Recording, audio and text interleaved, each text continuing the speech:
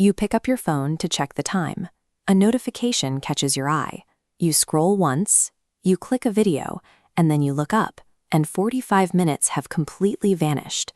You don't remember what you read, and you retain nothing of what you watched. You are left with a strange, lingering restlessness.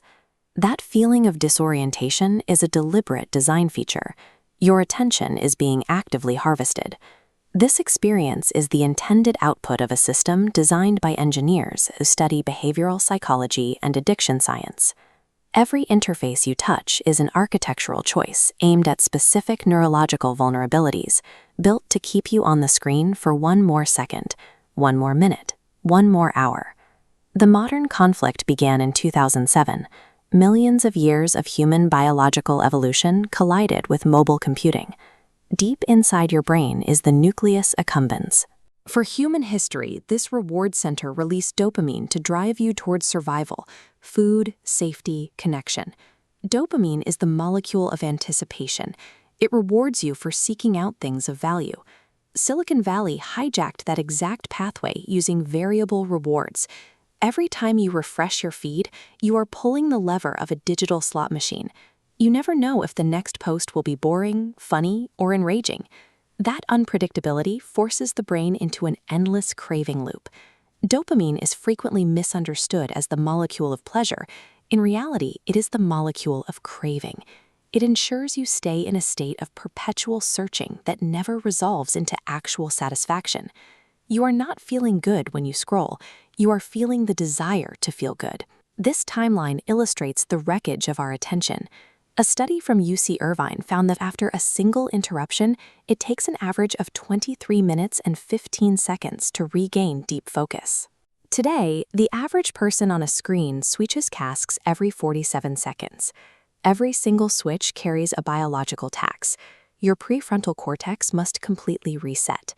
This cognitive load rapidly drains the brain's glucose supply, leaving you exhausted without accomplishing anything. After years of constant fragmentation, the brain restructures itself to prefer shallow distraction. Deep work starts to cause actual mental friction. Sitting in a quiet room with a single thought begins to feel physically uncomfortable. We have lost the capacity to sit still. We have trained our own minds to be neurologically allergic to depth. The emotion keeping you in that shallow state is almost never joy, inspiration, or empathy. It is moral outrage. Looking at this brain visualization, you see amygdala hijacking. A feed curated to show the most infuriating version of the world continuously spikes your cortisol levels. Under chronic stress, the emotional center of your brain aggressively overrides the rational prefrontal cortex. The behavioral results are stark. You react faster to anger. You retreat into rigid tribes. You lose bandwidth for basic empathy. A user in a state of calm reflection logs off. A user locked in a cycle of perpetual, low-grade fury generates endless engagement data. The frightened, angry version of you is the most profitable version of a human. Erik Erikson taught that identity is forged through lived reality. You figure out who you are through actual failure, quiet solitude, and messy, unedited relationships. The modern feed replaces lived reality with a digital panopticon. You are forced to construct an identity while being watched by thousands of people. Every photo, comment, and caption is a performance, optimized strictly for external approval. The data reveals a brutal correlation. Heavy use of these platforms correlates with massive spikes in adolescent anxiety, depression, and poor body image. The tools sold to us as connection are the exact engines driving epidemic loneliness. The brain is difficult to trick. It subconsciously registers that the likes and the praise belong to a curated avatar. Your actual, flawed physical self remains entirely unseen. This diagram outlines memory consolidation. For experiences to become permanent memories, they must pass through periods of rest. But the infinite scroll jams this mechanism. By filling every spare second with digital stimulation, you deny your brain processing time.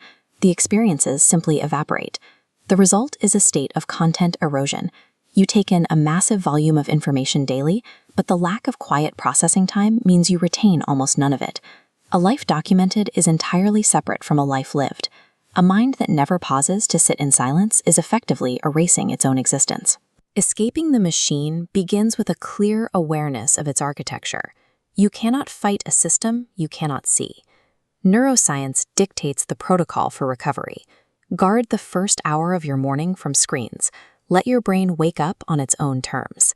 Allow yourself to be bored, because boredom is the prerequisite for original thought. And practice strict monotasking. Do one single thing, completely, for as long as you can.